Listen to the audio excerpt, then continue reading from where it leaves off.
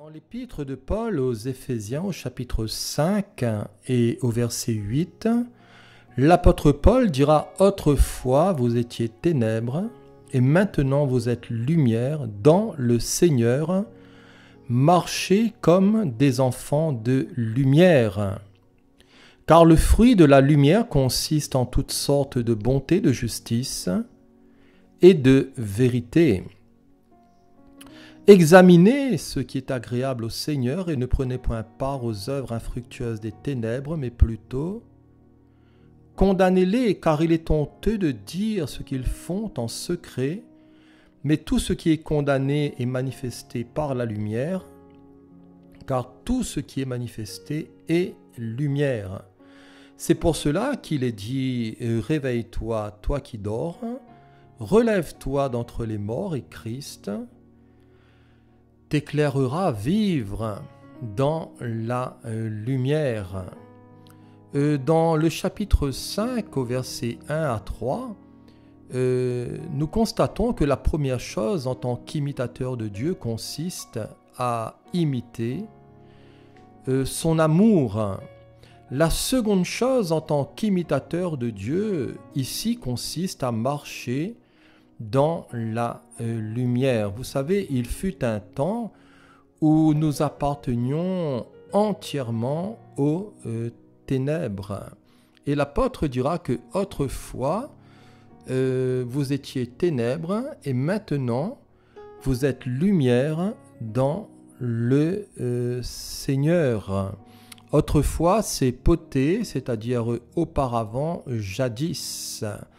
Et l'épître aux Colossiens nous dit « Vous qui étiez autrefois étrangers et ennemis par vos pensées et par vos mauvaises œuvres », la version Semeur nous dit « Or vous, autrefois, vous étiez exclus de la présence de Dieu par vos pensées et vos œuvres mauvaises, exclus de la présence de Dieu. » C'est tout simplement être privé de la vie éternelle et c'est être, voyez-vous, privé de la gloire de Dieu.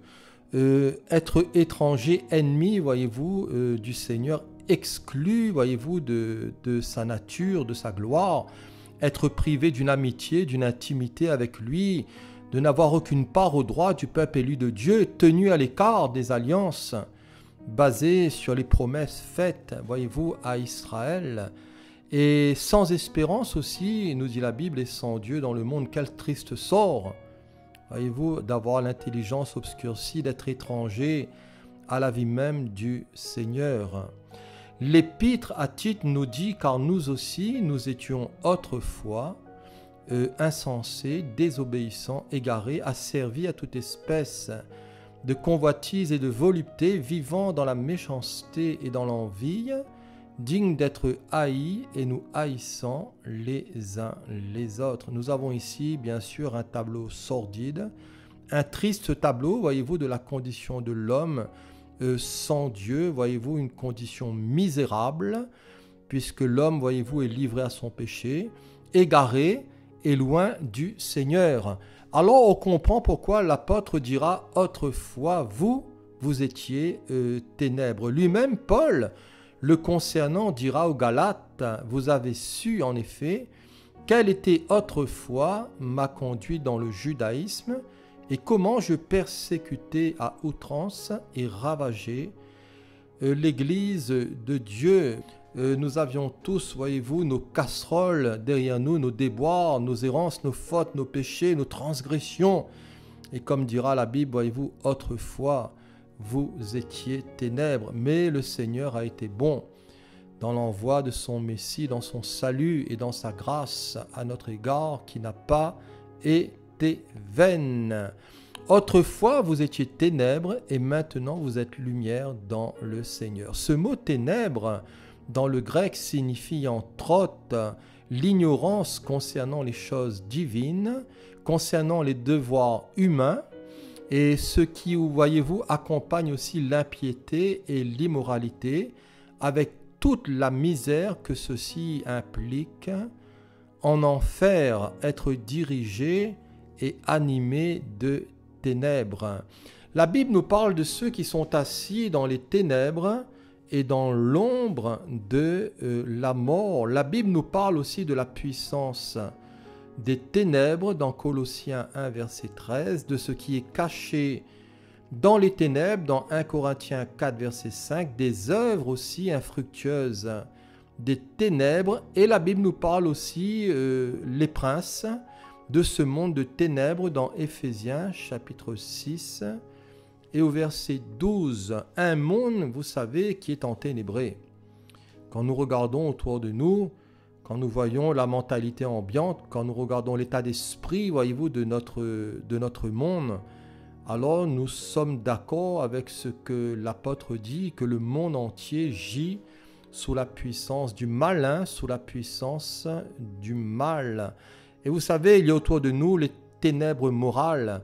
Et Paul, dans 2 Timothée 3, avait prophétisé en ces termes, et il avait dit à Timothée, sache que dans les derniers jours, il y aura des temps difficiles, car les hommes seront égoïstes, ils seront amis de l'argent, fanfarons, ils seront hautains, blasphémateurs, rebelles, à leurs parents, ingrats, irreligieux, insensibles, déloyaux, calomniateurs, intempérants, cruels, ennemis des gens de bien, traîtres, emportés, enflés d'orgueil, aimant le plaisir plus que Dieu et ayant l'apparence de la piété, mais reniant ce qui en fait la force. Un monde enténébré, les ténèbres morales, les ténèbres aussi spirituelles et religieuses. Et quand nous voyons autour de nous et quand nous voyons dans ce monde, voyez-vous, toutes les sectes qui pullulent, toutes les fausses religions, toutes les fausses églises, toute l'idolâtrie, tout le courant des fausses doctrines, alors nous pouvons vraiment dire que nous sommes, voyez-vous, dans un monde de ténèbres. Autrefois, vous étiez ténèbres, mais maintenant, dira l'apôtre, s'il y avait un autrefois, il y a un maintenant. Et maintenant, dira-t-il, vous êtes lumière dans le Seigneur. Désormais, dira-t-il, vous êtes lumière dans le Seigneur. Jésus est la lumière du monde. Et quand nous avons part à la nature de Jésus, nous avons part à la lumière. Mais qui est Jésus pour toi, cher ami? Vous savez, beaucoup associent Jésus à tout et à n'importe quoi. Le Christ Jésus, le Dieu fait chair. Et beaucoup voient en Jésus qu'un simple prophète ou qu'un ange ou qu'un faiseur de miracles ou de raconteur de paraboles. Vous savez, à l'opposé des faux apôtres, Paul dira aux Corinthiens, « Toutefois, de même que le serpent séduisit Ève par sa ruse, je crains que vos pensées ne se corrompent et ne se détournent de la simplicité à l'égard du Christ. » C'est-à-dire de la simple fidélité due au Christ Jésus. Car, dira-t-il, si quelqu'un vient vous prêcher un autre Jésus, voilà, si quelqu'un vient vous prêcher un autre Jésus que celui que nous avons prêché, il dira, vous le supportez fort bien. Voilà, même recevoir un autre esprit, un autre évangile, tout cela, voyez-vous, ne vous dérange pas. Et vous savez, il existe beaucoup de faux Jésus dans ce monde. Alors le Seigneur dira, autrefois vous étiez ténèbres, mais maintenant vous êtes lumière dans le Seigneur. Dans le Seigneur. Alors qu'est-ce que cela peut signifier être dans le Seigneur? C'est être en Christ. Et cela nous parle d'une position premièrement. Et dans 2 Corinthiens 5, 17, il est dit que si quelqu'un est en Christ, il est une nouvelle créature, il est une nouvelle création. Voici les choses anciennes sont passées. Et toutes choses deviennent nouvelles dans mon esprit. Vous savez, le Saint-Esprit vient habiter dans notre esprit, dans notre neshama, dans notre être intérieur profond. Et c'est là que le Seigneur réside, voyez-vous, au plus profond de nous, dans notre esprit. Et celui qui s'attache au Seigneur, il est un seul esprit avec lui. Une position, voyez-vous, en termes de nouvelle création, de nouvelle créature, par la nouvelle naissance, par notre repentance à salut par la foi dans le Christ Jésus, dans l'abandon de notre vieille vie de péché, de misère, dans tout ce qui faisait notre honte et nos déboires. Et vous savez, nous sommes heureux d'être en Christ, de vivre en lui, par lui, avec lui, au travers de lui, dia du Seigneur Jésus-Christ. Et vous savez, nous sommes même assis avec lui dans les lieux célestes. Déjà par la foi, vous savez, nous régnons déjà pour ceux qui ont rencontré le Christ. Ils sont chargés, ils sont pleins d'espoir, d'espérance, d'avenir, parce que nous régnerons avec le Christ pour l'éternité. Nous serons avec lui. Alléluia. Paul dira que si donc vous êtes ressuscités avec Christ, cherchez les choses d'en haut où Christ est assis à la droite de Dieu. Affectionnez-vous, dira-t-il, aux choses d'en haut et non à celles qui sont sur la terre. Si donc vous êtes ressuscités avec Christ, voilà ce que signifie être dans le Seigneur. Cela nous parle, voyez-vous, d'une vie forte, de cette vie puissante, voyez-vous, où là il n'y a pas l'ombre de péché, c'est la vie même du Christ, c'est la vie de résurrection qui, voyez-vous, qui a vaincu la mort, parce que Jésus est le prince de la vie et il n'était pas possible que la mort le retienne. Et nous savons que Christ a triomphé et nous savons que nous triomphons avec lui. Et ce qui s'est passé, voyez-vous, dans le Seigneur, c'est qu'à l'intérieur de nous, il y a eu une résurrection, un miracle. C'est que le Seigneur nous a ramenés à la vie, il nous a fait passer de la mort à la vie. Voilà en quelques mots, ce que cela veut dire être dans le Seigneur. Alors ce n'est pas être dans une religion en disant je vais aller juste à ma réunion ou je vais faire, voyez-vous, ce que ma religion me demande, je vais obéir à quelques règles, à quelques principes et je vais ressortir de mon bâtiment ou de ma religion comme j'étais. Voilà, dans mes ténèbres, dans mon péché, dans ma souffrance, dans ma misère, dans toute ma vie passée. Non. L'Évangile nous fait entrer dans une vie nouvelle et nous communique, voyez-vous, la vie même de Jésus et nous entrons dans une dimension céleste et par la foi, vous savez, notre vie est transformée et par le Saint-Esprit. Vous êtes, dira l'apôtre, lumière dans le Seigneur. Alors si cela nous parle premièrement de position, deuxièmement, cela aussi nous parle d'orientation au verset 8, puisque l'apôtre dira « marcher comme des enfants de lumière ». Marcher dans le grec signifie péripatéo, c'est-à-dire être en chemin, progresser. Vous savez, notre marche avec Christ ne doit pas être une marche, voyez-vous, statique, où nous faisons constamment du surplace, mais nous sommes en route, nous sommes en marche, et notre désir, c'est de progresser dans la sanctification, dans la connaissance de notre Dieu, dans l'édification, et c'est de nous préparer à la rencontre du Seigneur. Alors, péripatéo, marcher signifie aussi faire bon usage des opportunités, de savoir mettre à profit, voyez-vous, toute occasion favorable ou non pour servir le Seigneur.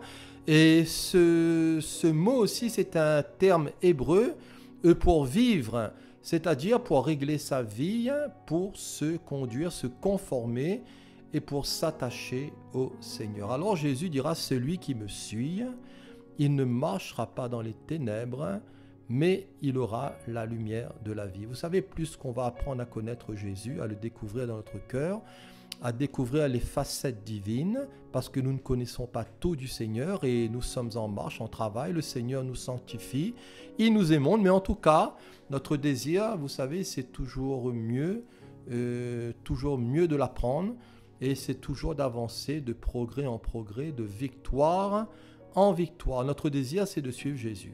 C'est de ne pas suivre un homme, un mouvement, une religion, une secte, aveuglément, vous savez, comme des millions et des millions d'âmes le font, sans chercher à comprendre. Voyez-vous, ils font parce que papa était dedans, maman était dedans, tonton, tati est là-dedans, nous aussi on est là-dedans. Tout cela ne veut rien dire.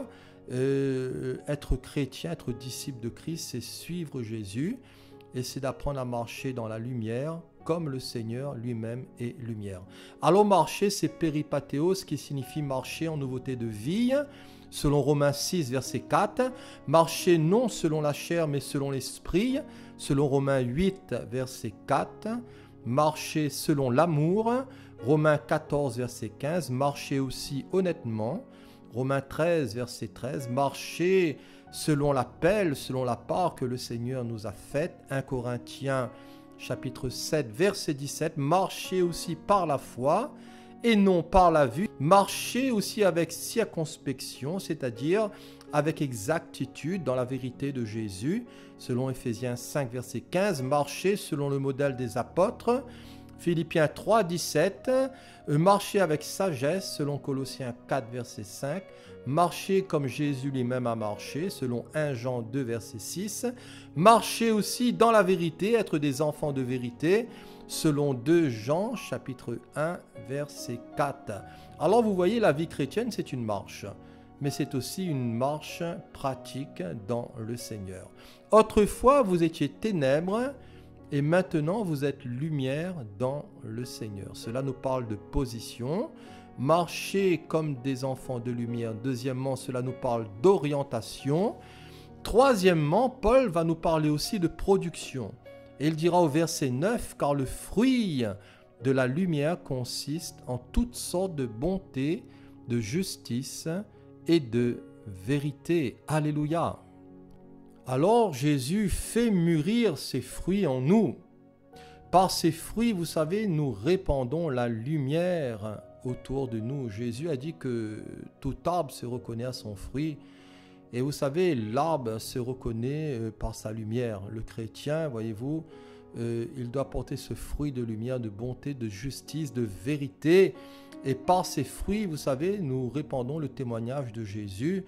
Et au-delà de faire, au-delà, voyez-vous, des activités pour le Seigneur, la Bible nous appelle avant tout à être, à nous laisser transformer dans notre cœur, dans notre être intérieur par le Saint-Esprit, afin que le fruit de l'Esprit coule en nous abondamment, et l'amour, la joie, la paix, la patience, la bonté, la fidélité, la douceur, la maîtrise de soi, le bon caractère, et tout ce bon fruit, voyez-vous, de Jésus. Alors, bonté, justice et vérité. La bonté, c'est l'origine de ce mot vient de agathos, qui signifie de bonne constitution ou nature. Ce qui est utile aussi est salutaire, ce qui est bon, agréable, plaisant, joyeux, heureux, ce qui est excellent, distingué, droit et honorable. Et vous savez, il n'y a de bon que Dieu seul. Et seul le Seigneur peut nous donner un cœur honnête et bon. Et seul le Seigneur peut nous donner par son Saint-Esprit à pratiquer, voyez-vous, le bien agathos. Envers tous, nous sommes son ouvrage. Et ayant été bien sûr créés en lui pour de bonnes œuvres que le Seigneur a préparées d'avance, afin que nous les pratiquions. L'Épître aux Colossiens nous dit portant des fruits en toutes sortes de bonnes œuvres et croissant par la connaissance de Dieu, le fruit de la lumière. C'est la bonté, c'est aussi la justice.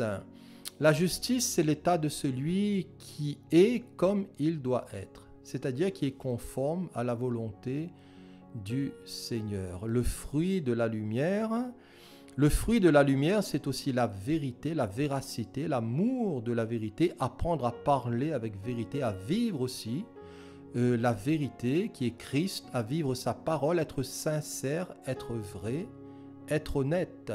Et dans l'Épître aux Philippiens, chapitre 4, verset 8, l'apôtre dira au reste, frères, que tout ce qui est vrai, honorable, juste, pur, aimable, tout ce qui est vertueux, digne de louange et qui mérite l'approbation, soit l'objet de vos pensées. Alléluia! Si Paul nous a parlé de position, si Paul nous a parlé d'orientation, s'il nous a parlé de production, quatrièmement, il va nous parler d'observation. Au verset 10, il dira « Examiner ce qui est agréable au Seigneur ». Examiner signifie dokimazo, ce qui signifie mettre à l'épreuve, examiner, éprouver. Cela nous parle de l'épreuve de métaux. C'est reconnaître aussi comme véritable après examen, juger digne, et généralement traduit aussi par discerner, essayer, apprécier, approuver, éprouver, examiner et sonder. Vous savez, nous sommes appelés à examiner les choses, à les reconnaître comme vraies ou fausses, à ne pas tout prendre pour argent comptant, à discerner, voilà, à avoir le discernement aussi des esprits, le discernement entre le bien et le mal, entre la lumière et les ténèbres, à pouvoir apprécier les choses, à pouvoir aussi les éprouver et les sonder. Alors, concernant examiner, il faut s'examiner. Premièrement, il faut s'examiner soi-même. C'est la première chose à faire. Et dans 2 Corinthiens 13, verset 5, l'apôtre dira, examinez-vous vous-même pour savoir si vous êtes dans la foi, éprouvez-vous vous-même. Voilà, examinez-vous vous-même et éprouvez-vous vous-même. Il est bon, voyez-vous, de faire des bilans. Il est bon de prier Dieu, de lui poser des questions, de lui dire, Seigneur, montre-moi si je suis sur une mauvaise voie. Conduis-moi sur la voie de l'éternité. Seigneur, ramène toujours mon cœur vers toi, parce que vous savez, le cœur de l'homme, c'est un abîme. Et qui peut le connaître? Voyez-vous, il n'y a que le Seigneur qui peut sonder et vraiment connaître le cœur d'un homme, d'une femme. Mais en tout cas, Seigneur, ne me laisse pas égarer. Parce qu'il y a tant de pièges, de ruses, de séductions, voyez-vous, de péchés autour de nous, qui gravitent autour de nous, que le péché, voilà, que le péché nous enveloppe si facilement. Alors, s'examiner soi-même, dans Galates 6, verset 4, il est dit que chacun s'examine et examine ses propres œuvres. Voilà, ses propres œuvres. Non pas celles des autres, mais les siennes. À Timothée, Paul lui dira, efforce-toi de te présenter devant Dieu comme un homme éprouvé. Voilà, un ouvrier qui n'a point à rougir et qui dispense droitement la parole de la vérité. Face à la tentation, Jacques dira, heureux l'homme qui supporte patiemment la tentation, car après avoir été éprouvé, il recevra la couronne de vie que le Seigneur a promise à ceux qu'il aime. Alors examinons-nous nous-mêmes, mais apprenons aussi à examiner toutes choses. C'est ce que la Bible nous dit dans 1 Thessaloniciens 5, verset 21. Examinez toutes choses et retenez ce qui est bon. Voilà, faites les trilles et devenez mature, devenez adulte. Examinez toutes choses ou chaque chose.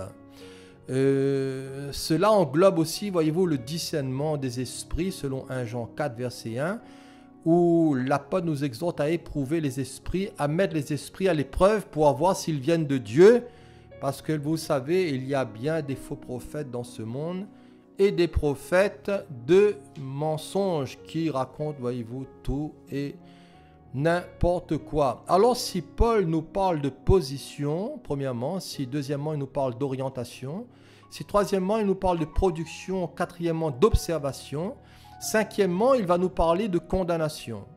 Au verset 11, il dira, ne prenez point part aux œuvres infructueuses des ténèbres, mais plutôt condamnez-les. Voilà, pour qui prenons-nous parti? Vous savez, ce n'est jamais facile de prendre parti du côté de la vérité et de la lumière. Il y a un prix à payer.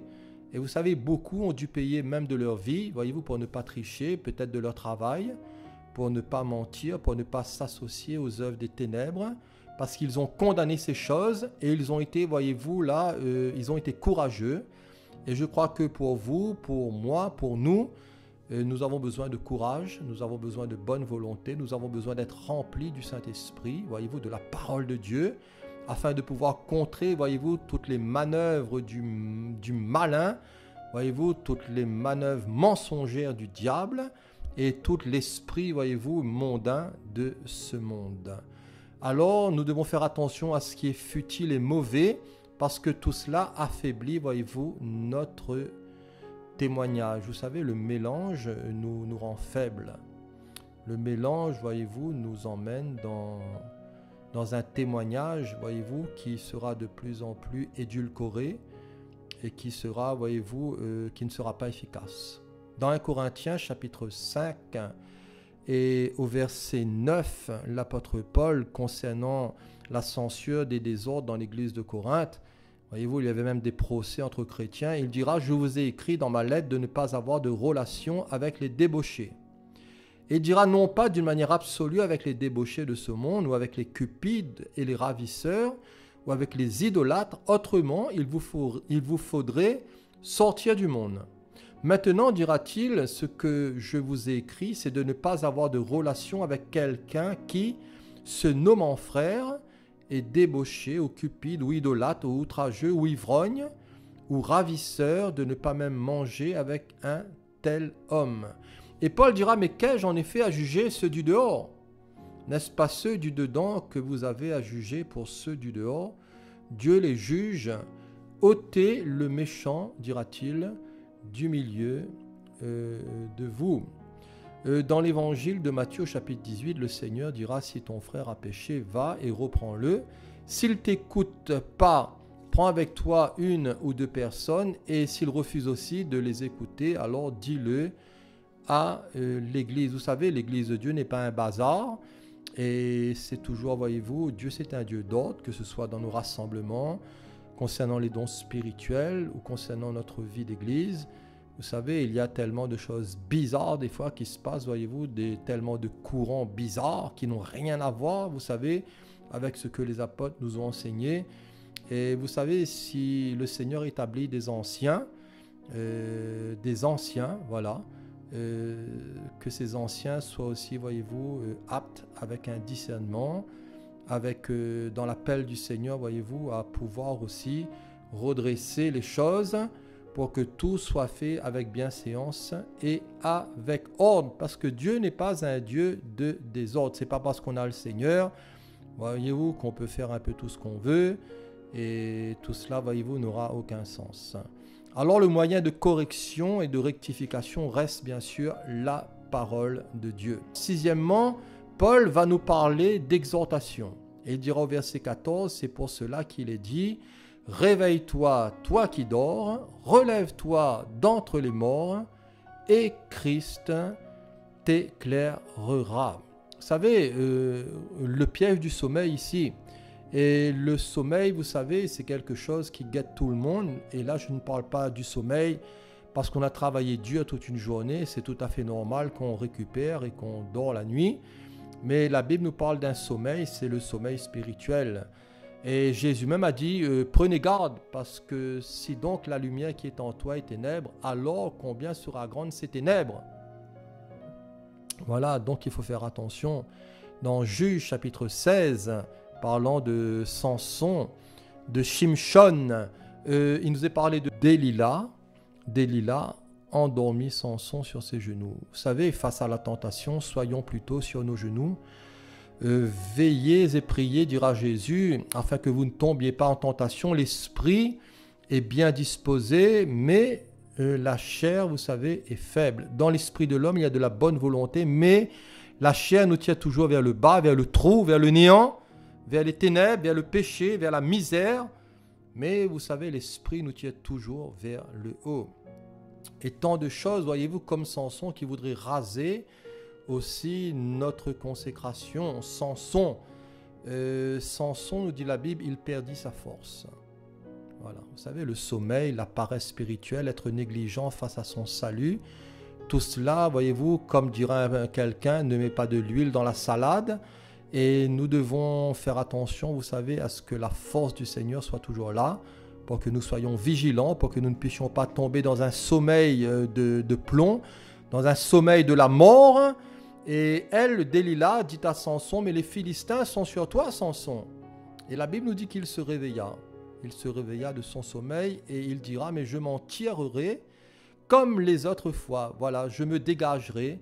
Mais la Bible nous dit qu'il ne savait pas que l'Éternel s'était retiré de lui. Vous savez, la vie chrétienne, il faut vraiment de la vigilance. Je le dis pour moi, bien sûr. Parce que nous constatons que c'est vrai que le Seigneur a tout accompli. C'est vrai que dans le Seigneur, il n'y a pas d'échec en lui. Mais il nous faut vraiment faire attention. Il nous faut être prudents. Voilà, soyez prudents comme des serpents à nos fréquentations où nous mettons les pieds. Et que le Seigneur nous aide. Voilà, que le Seigneur nous aide. Réveille-toi, toi qui dors. Relève-toi d'entre les morts et Christ t'éclairera. Vous savez, la Bible nous dit un peu de sommeil, un peu d'assoupissement, un peu croiser les mains pour dormir et la pauvreté nous surprendra. Voilà, que le Seigneur vous bénisse, que le Seigneur nous bénisse tous abondamment et à la prochaine, Dieu voulant. Amen.